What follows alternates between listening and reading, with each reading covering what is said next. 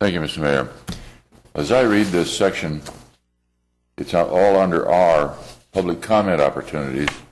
And I read on the top of page 8, it says, furthermore, during any meeting of the City Council, no person shall.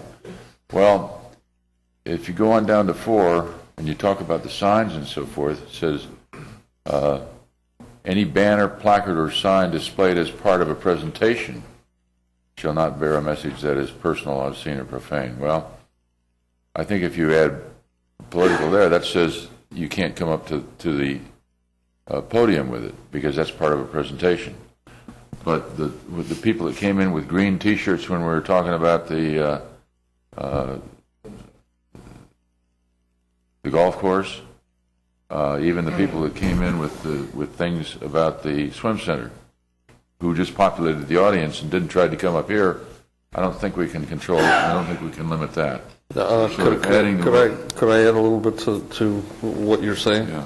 I agree 100%. We had a group from Gator Circle, remember a couple of years ago?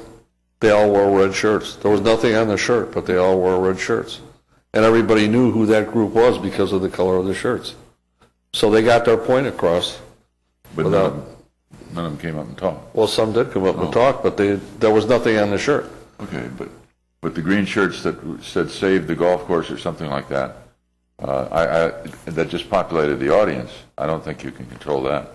No, I'm not trying to do that. Okay, if you look at the way this thing reads, it reads public comment opportunities. Right, this is when they come up for public comment. Okay, then I'm good with that. The only other comment I have to make about the 5110 in general is I think the hard and fast rule about timing of supplying information can't be completely rigid, because there are going to be situations where an emergency situation arises that something's going to have to be presented because of timing, particularly this time of year. Today's meeting, for instance, we needed to get some things done because we're going to be gone for 3 weeks or 4 or 5 or no 6 4. No. 2 4 Stop counting. About 3 or 4, whatever it is. At any rate, and something really needs to, we don't want to put ourselves in a box where we cannot carry out city business. So I think some softening of that rule is, to the greatest extent possible, or something like that, this timing should be followed, because there's no sanctions. that's what's going to. Doesn't make any difference. Okay. Madam City Attorney. Are you done? Yeah, I'm done.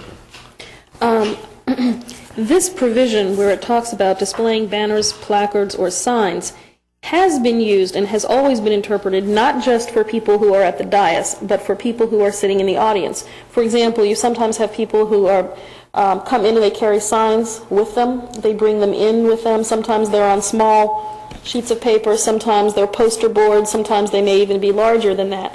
This provision, even though it talks about public comment opportunities, encompasses more than just comment. It goes even further into proper decorum, and it includes public comment, not just from the dais. So what number 4 is really trying to say is that you're not allowed to display any, and let's not get into right now for this purpose of this, the personal attire, it's display any banner, placard, or sign except as part of a presentation when recognized by the mayor or a council member, and then any banner, placard, or sign displayed as part of the presentation shall not bear a message that is personal, obscene, or profane. The reason for that two-step is if you're not displaying it as part of a presentation, you're not supposed to be displaying it at all. You see? So the only time it's trying to regulate the content of what you're displaying is if you are getting up, because sometimes people will show you something like a sign that they want to put up as part of a petition to council or something like that, and they're showing you something that's actually the subject matter of the reason they are approaching the council. You see what I'm saying? So, or they may be showing you the sign that's going to be at the entrance to their development, or the sign that they're asking you to allow them to put in the median, things of that kind. So clearly there are times when you all do allow and require people to produce for you signs of the type that they're planning on putting up. Right. So I do just want to say that that is that two-step process in there. Okay, Councilor Brent. Yeah, may I get a clarification here? In my estimation, the T-shirt that came, the 2 T-shirts that came up here today, contained a personal message, and to that end, I think that they were being displayed. If that's a sign, if a T-shirt is a sign, then I think that. Whereas I don't believe it says anything up in the first part of 4.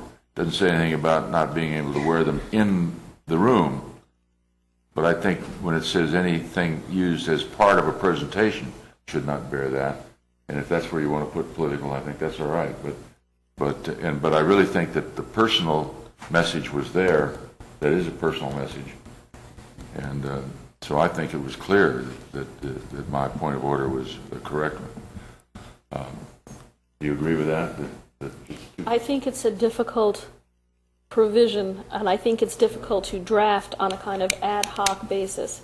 And I do very much understand the mayor's concerns, and I think he's right when he says that former councils have interpreted this very strictly in saying that certainly whenever anyone comes up to the dais, they have not allowed them to come up, presumably when they're wearing, they have treated their shirts as signs. However, that does not necessarily mean that that's the way it needs to be interpreted. And of course, if it's going to be interpreted that way, then it would need to be interpreted that way for everyone who comes up. And obviously, there are a lot of different messages that come up. I mean, there are those Seahawks that come up when they want to talk about the Seahawk Park, and they wear their Seahawk vests.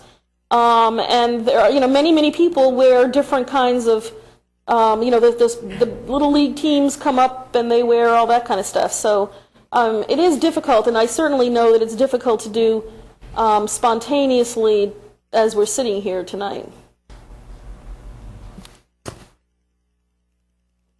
You have another option as well, would be to regulate what can be seen at home.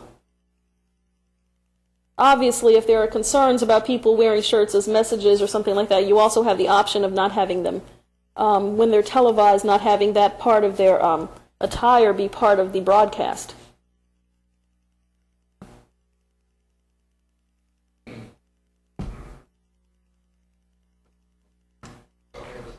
Councilmember Leeds, stop pushing. At the present time, I don't intend to change the motion. I think that, number one, this could get into a much longer discussion. Number two, I asked for input from all the members of this council, as I stated early on, and received none. And we can give each other input on issues.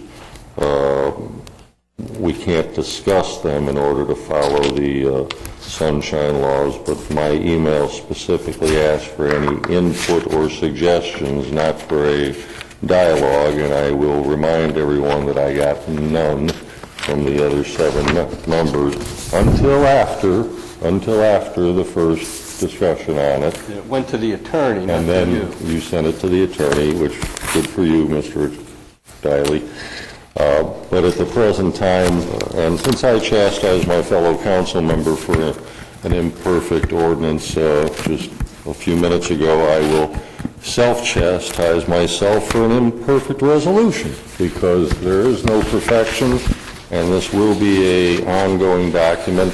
And so I apologize to those who might not be totally satisfied with it tonight, but I think it's time to vote.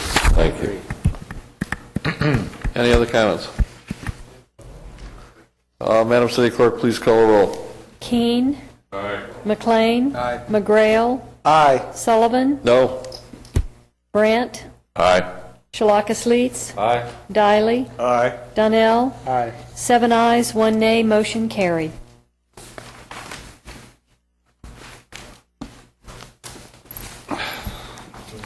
Okay, resolution 53-10. Madam City Clerk, please read the title. Resolution 5310, a resolution of the City of Cape Coral, Florida, electing to use the uniform method of collecting non